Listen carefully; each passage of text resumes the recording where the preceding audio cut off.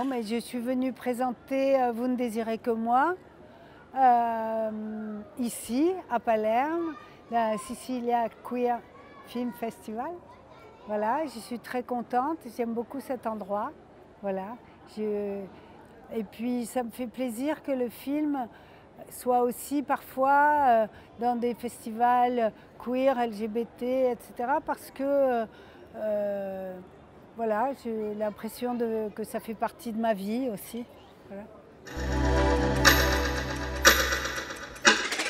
En 2016, je présentais un film à Toulouse et il y a une grande librairie à Toulouse qui s'appelle Les Ombres Blanches et j'avais lu un petit article dans Libération sur « Je voudrais parler de Duras » de Yann Andrea. Et je suis allée l'acheter et je l'ai lu et j'ai trouvé ça vraiment génial. Et puis, j'ai plus pensé et j'ai une amie metteur en scène de théâtre qui voulait faire quelque chose autour de Duras. Et je lui dis, 3 ans après, je lui dis tu devrais lire ce livre, c'est génial, tu devrais l'utiliser, etc. Et elle le lit, elle me dit c'est génial, mais je ne vais pas l'utiliser. Ah bon? Et donc moi, je le relis 2 fois, ce livre. Et je me dis, non mais attends, je vais le faire au cinéma. Voilà, ça n'est pas du tout cinématographique, mais je vais le faire. Et j'ai recopié le livre à la main, voilà, parce que j'avais pas de file, de dossier, voilà. Et c'était un véritable suspense. Chaque fois, j'écrivais une phrase et je me disais, mais qu'est-ce qu'il va dire après et tout. C'était vraiment formidable. Et donc, je suis partie de là et j'ai coupé le texte et tout. Et parce que je trouve ce texte magnifique, cette interview. Et donc, j'ai voulu raconter, je me suis dit, ben, je vais raconter ce que c'est qu'une conversation. Qu'est-ce qui se passe? Une conversation, ça peut être du cinéma.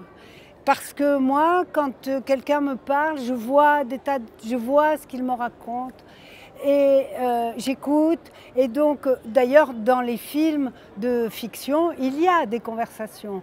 Ce n'est pas anti-cinématographique. Il se passe des choses importantes dans une conversation.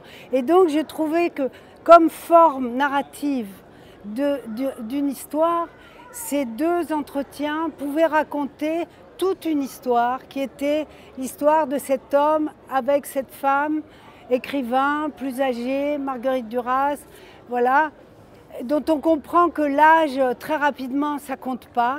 C'est la puissance d'un écrivain, la question littéraire qui est très forte, de l'immortalité, c'est-à-dire que lui, il est fou d'elle, il est fou de ses livres. Et puis elle lui dit, mais attends, moi je suis une femme et je voudrais que tu couches avec moi maintenant, quoi. Voilà, c'est ça le tarif. Et tout le monde, tous les hommes ont fait ça avec des jeunes femmes. On dit, ok, tu aimes bien les écrivains, mais maintenant au lit, quoi. Mais elle, c'était une femme. Et donc et en même temps, elle, c'était très intéressant dans ce qu'il dit parce qu'elle ne se satisfaisait pas de ce rôle d'homme. Elle était... Voilà. Et donc, je trouve ce qu'il raconte absolument formidable. Et que, en 1982, quand a eu lieu l'entretien, on ne pouvait pas se rendre compte de la puissance. Bon, personne n'a écouté ces bandes à ce moment-là. Ça faisait 2 ans qu'ils se connaissaient. Les bandes ont été dans un placard pendant des années. Mais aujourd'hui, ce texte, cette interview, pour moi, est extrêmement moderne et actuelle. Et c'est comme une histoire à l'envers. Lui, il est dans la position des femmes, mais il a la culture du patriarcat et il a l'indépendance du patriarcat.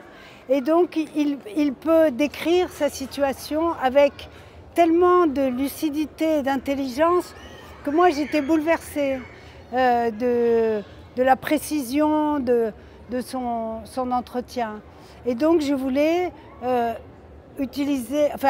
voulais faire cette archive qui manque de cet entretien avec des acteurs. Ça me paraissait absolument nécessaire, quoi. Voilà. Mais j'aime bien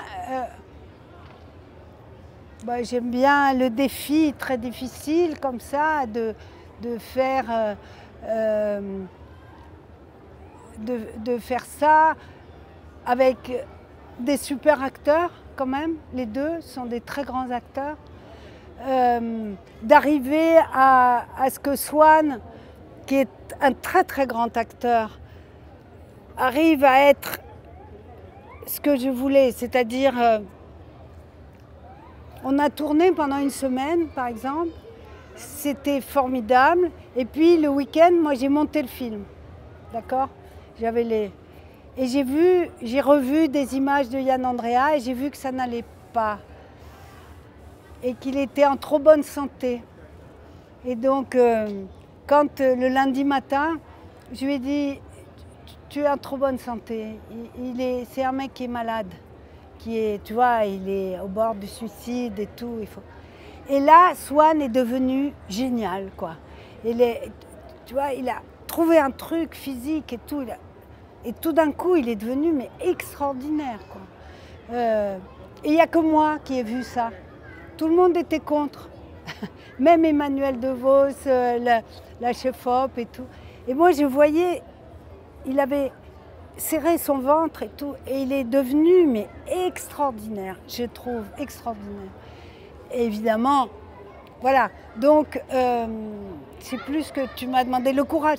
Ben, moi, ça m'intéressait beaucoup ce rapport avec des acteurs, d'aller très loin. Je pensais tout le temps à Michel Simon dans La Chienne de Renoir. Voilà, il est extraordinaire dans La Chienne. Je crois que c'est peut-être son plus beau rôle, quoi. Et c'est ce que j'ai dit à Swan, c'est vraiment, voilà, c'est un niveau de jeu absolument hallucinant, La Chienne de Renoir. Et je trouve que Swan est arrivé quelque chose pas loin, quoi. Et Swan, il était très content parce que on travaillait vraiment, on n'était pas en train de dire ok c'est bon, on fait le prochain plan et tout. Non, non, je dis on recommence et tout. Et lui, il disait qu'il ne se trouvait jamais dans des situations comme ça. Et moi, j'étais sûre au début, c'était le confinement, on a trouvé 2 semaines pour travailler ensemble et c'était très vite. Et lui, il n'avait pas le temps d'apprendre le texte. Et Emmanuel non plus. Donc on a fait à l'oreillette, avec une fille formidable qui est metteur en scène et avec qui il a beaucoup travaillé. Et voilà, et moi j'étais sûre que le travail c'était sur le plateau, que c'était pas la peine de préparer. Moi j'ai préparé la caméra avant, j'ai répété avec des étudiants à moi qui jouaient les 2 rôles pour trouver comment j'allais faire. Mais voilà, moi j'étais sûre que ça se fait sur le plateau, quoi. Voilà, et c'est ce qu'on a fait. Ouais, je voulais... Moi, ça m'intéresse à chaque fois de faire une expérience quand je fais un film. Je ne fais pas du tout toujours le même film. Bon, il y a des cinéastes formidables qui font toujours le même film, quoi. Moi, ce n'est pas mon cas. Je ne fais jamais le même film. Tu vois? C'est important de faire des films qui n'auraient pas dû exister.